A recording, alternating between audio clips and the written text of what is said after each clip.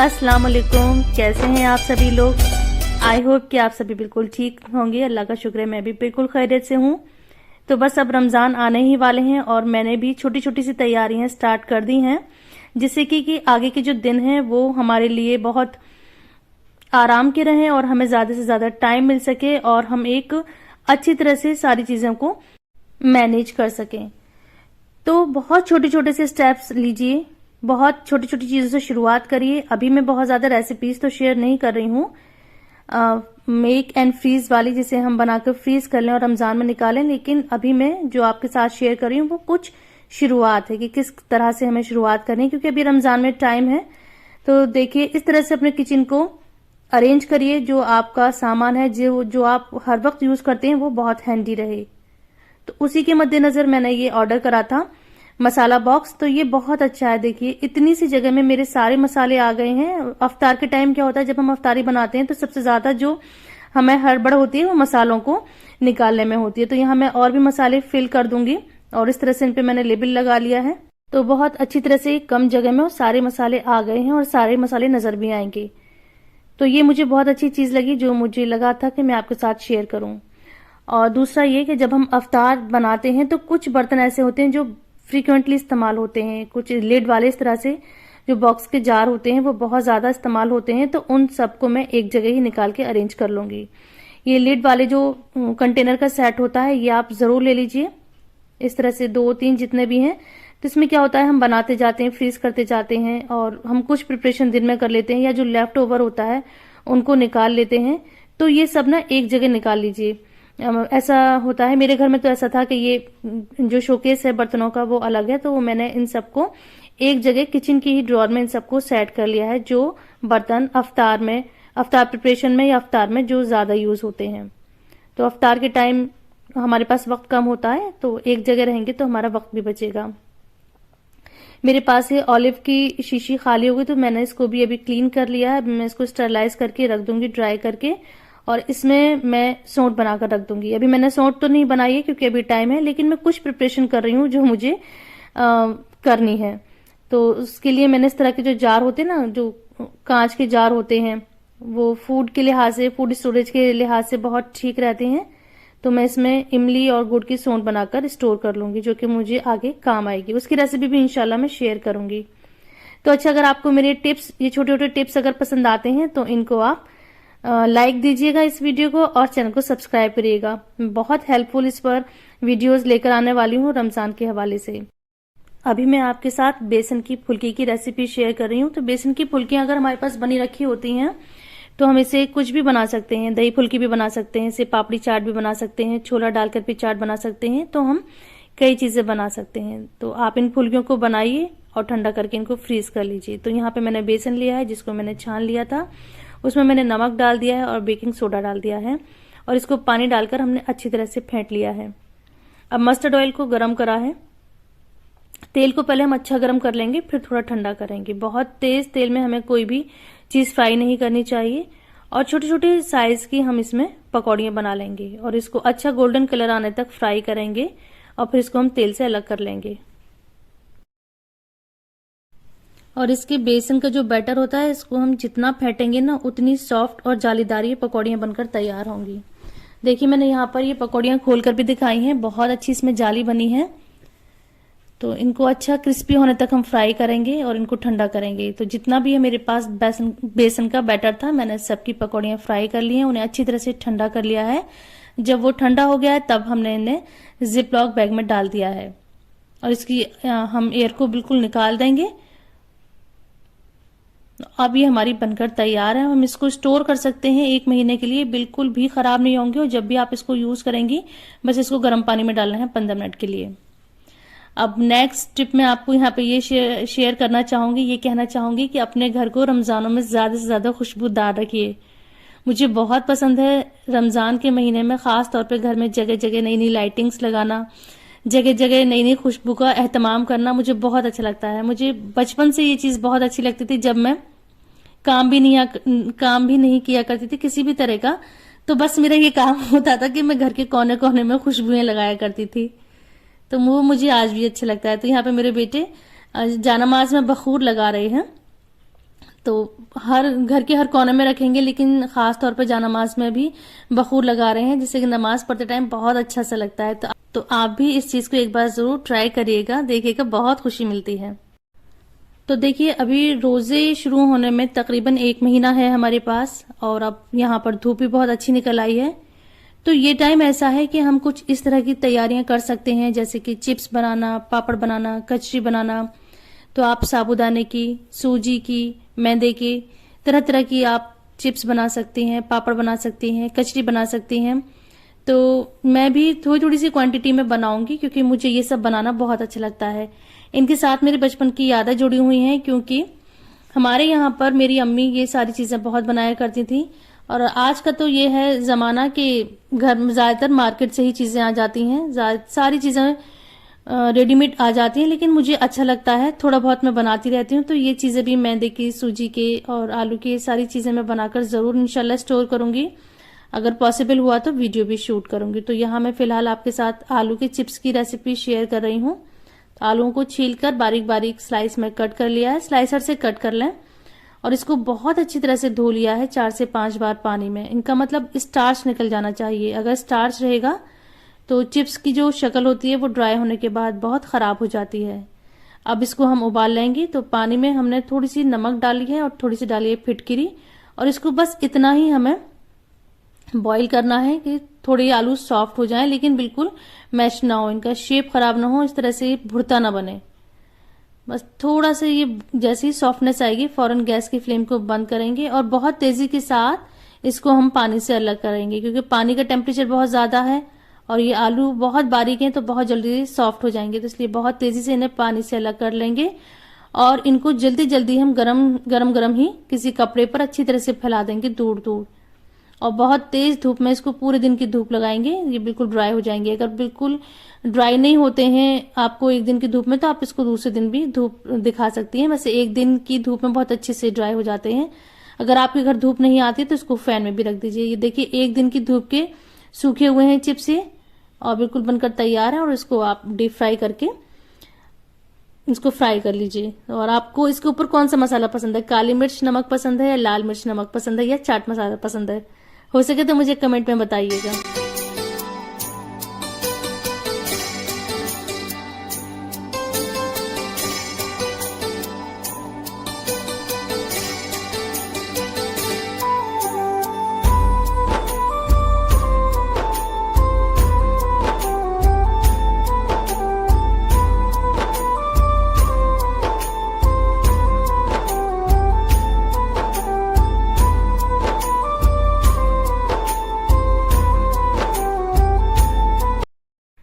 कुछ चीजें स्टोर करने का भी मैं आपको तरीका शेयर कर रही हूँ, जैसे कि कुछ फ्रेश चीजें हैं।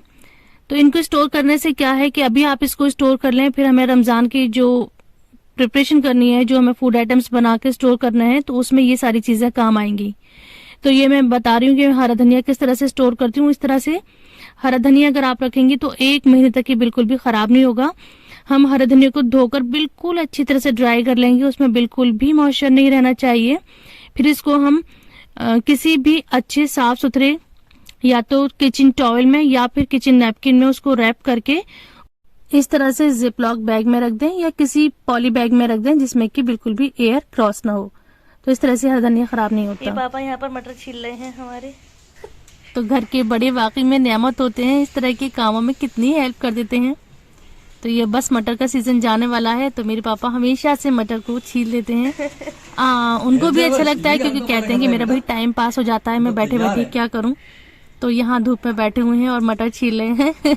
तो मेरी बहन से कह रहे हैं कि तुम भी मटर भेज दो, मैं तो छील दूंगा बड़े खुशी से। तो उन्होंने सारी मटर छील दी है, बस अब मुझे इसको करना है स्टोर। तो जो मुझे अभी जल्दी यूज करनी है, तो मैंने इस तरह से जो वेजिटेबल स्टोरेज वाला कंटेनर होते हैं, थोड़ी सी मैंने उसमें रख ली है। और मैं 2 आइडिया आपके साथ और शेयर कर रही हूँ। ये वाली तो मैं अभी जल्दी ही यूज कर लूंगी, और दूसरा तरीका ये है कि किसी भी हम एयर टाइट कोई हम डिब्बा ले लेंगे, उसमें हमने नीचे लगा दिया है कोई जो नैपकिन होता है, टिश्यू पेपर होता है वो, और फिर उसके ऊपर हम मटर डाल के लिड लगा देंगे। तो इससे उसका मॉइस्चर है ना वो उसमें टिश्यू पेपर में एब्जॉर्ब होता रहेगा। तो इसको भी हम 15 दिन तक या 1 महीने तक यूज कर सकते हैं। अच्छा, ये जो तरीका है इसको हम पूरे साल भर यूज कर सकते हैं। आपने भी मेरे व्लॉग में देखा होगा कि मैंने मटर की कचौरियां बनाई थी, वो मैंने लास्ट ईयर की स्टोर करी हुई मटर में बनाई थी। तो इस तरह से जिपलॉक बैग में मैंने मटर को रख दिया था और इसको हमने हमेशा फ्रीजर में ही रखे रहना है। फ्रिज वाले सेक्शन में नहीं रखना, फ्रीजर वाले सेक्शन में रखना है। तो फ्रीजर वाले सेक्शन में हम जिपलॉक बैग में जब करके मटर रखेंगे तो 1 साल से पहले 1 साल में भी वो खराब नहीं होती। और मैंने अभी रिसेंटली ही मटर की कचौरियां बनाई थी।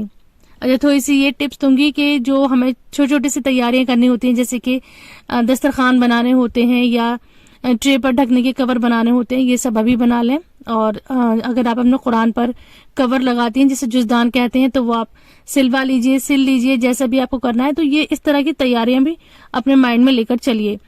तो एक लिस्ट बना लीजिए प्रॉपर, उसके हिसाब से आप काम करिए। पहले आपको क्या तैयार करना है और बाद में आपको क्या तैयार करना है।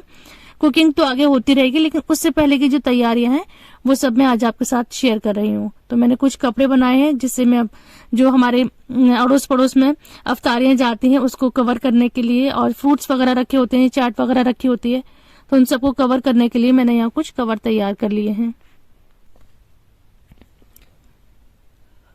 रमजान में चीनी का इस्तेमाल भी बहुत ज्यादा रहता है। हमें शिकंजी बनानी होती है, तरह तरह के शरबत बनाने होते हैं, या कोई मीठा भी बनाना होता है जैसे कि कस्टर्ड वगैरह है। तो आप ना चीनी को पीस कर रख लें, तो इससे बहुत जल्दी शरबत बन जाता है। कोई भी हमें लिक्विड बनाना है या कोई भी हमें मीठा तैयार करना है, अगर आप चीनी पीस के रखेंगी तो हमारा टाइम बहुत ज्यादा बच जाता है।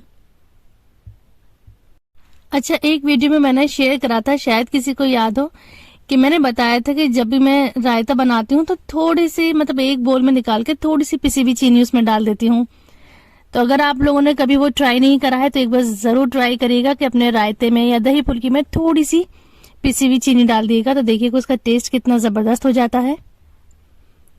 जो कुछ मसाले हैं जिन्हें आप पीसकर पहले से तैयार रख सकती हैं, तो मैंने उनको लेबल कर दिया है। तो लेबल करने के लिए मैंने उसका नाम, जो भी मसाला तैयार करा है वो मैंने उसके ऊपर सेलो टेप लगा दिया है।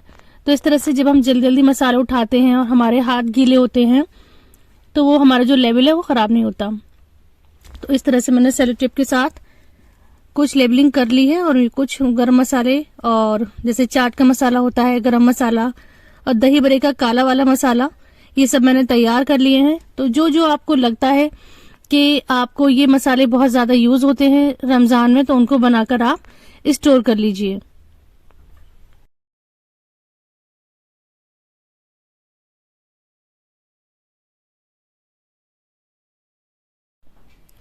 अब मैं नींबू को स्टोर करने के आपको तरीका बताती हूँ। देखिए, नींबू को हम कई तरीके से स्टोर कर सकते हैं। पहला ये कि उसका जूस निकाल लें और उसके जूस को किसी बॉटल में करके फ्रिज में रख लें। इसको हम बहुत जल्दी से ख़त्म करना होता है, मतलब विद इन अ वीक हम इसको कंज्यूम कर लें। दूसरा मेथड ये है कि उस जूस को हम फ्रीज़र में जमा दें, जब आइस ट्रे में उसको रख दें, उसके जो क्यूब्स हैं उसको हम यूज़ कर सकते हैं।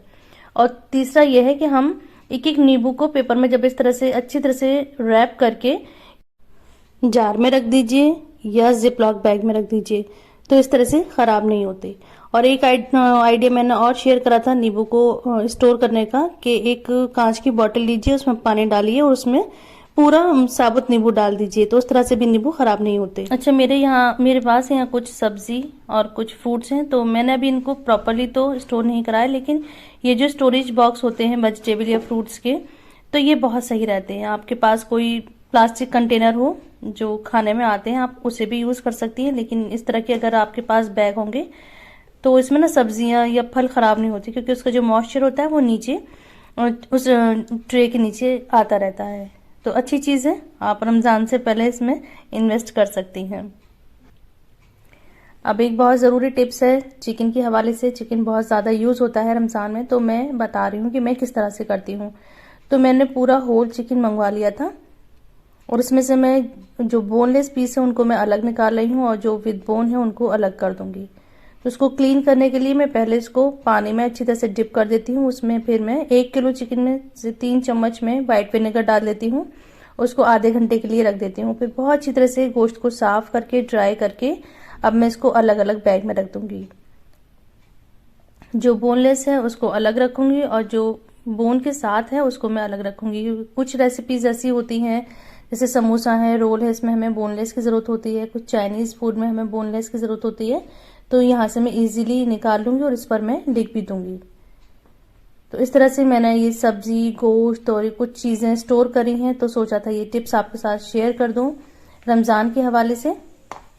उम्मीद करती हूँ कि ये आपको टिप्स पसंद आ रही होंगी। वीडियो को खत्म करने से पहले मैंने सोचा था कि एक रेसिपी आपके साथ शेयर कर दूं जिसको आप बनाकर स्टोर कर सकती हैं, फ्रीजर में फ्रीज कर सकती हैं, और जब जरूरत हो तो उसको हम निकाल कर 20 मिनट पहले निकाल दें फ्रीजर से, फिर उसको हम डीप फ्राई कर लेंगे। तो ये है साबूदाने के बड़े, ये मुझे बहुत ज्यादा पसंद है, तो मैंने बनाए थे, सोचा इसकी रेसिपी मैं शेयर कर दूं। तो इसके लिए मैंने साबूदाने को भिगो दिया था आधे घंटे के लिए। जब इसका पानी ड्राई हो गया है, साबूदाना सॉफ्ट हो गया है, तो इसमें हमने अपनी पसंद के मसाले डाल दिए हैं। इसमें डाला है मैंने काली मिर्च का पाउडर, नमक, चाट मसाला और बारीक काट के हरी मिर्च डाल दी है। अपने टेस्ट के हिसाब से 1 या 2 आप इसमें डाल लें। थोड़ी सी डाली है मैंने लाल मिर्च। तो बस अब इन सबको हम अच्छी तरह से मिक्स कर लेंगे। और एक चीज इसमें बहुत ज्यादा जरूरी है, ये है मूंगफली का दाना। इसको हमने रोस्ट कर लिया था, बहुत हल्के से तेल में इसको मैंने रोस्ट कर लिया था और उसको फिर मैंने दरदरा सा कूट लिया है और बारीक काट के डाल दिया है हरा धनिया। अब इसमें हम 1 उबला आलू हल्के हाथ से मैश करेंगे। तो ये जो बड़े बनाने का जो ट्रिक है वो यही है कि इसको जो हमें मिक्स करना होता है ना, बहुत हल्के हाथ से इसमें मिक्स करेंगे और ढेर सारा डाल देंगे इसमें नींबू।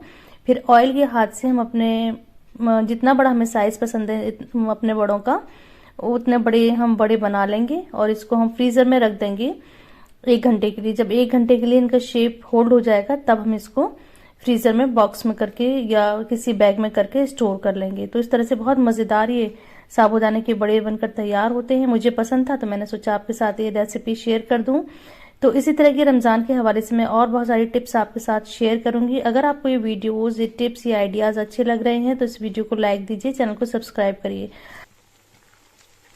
आपके कमेंट्स का मुझे बहुत इंतजार रहता है और बहुत ज़्यादा खुशी मिलती है और दुआ करती हूँ अल्लाह ताला ये टिप्स आपके बहुत काम आए। इसी तरह की और भी बहुत सारी मैं टिप्स शेयर करूंगी नेक्स्ट वीडियो में। अपना बहुत सारा ख्याल रखिए। अल्लाह हाफिज़।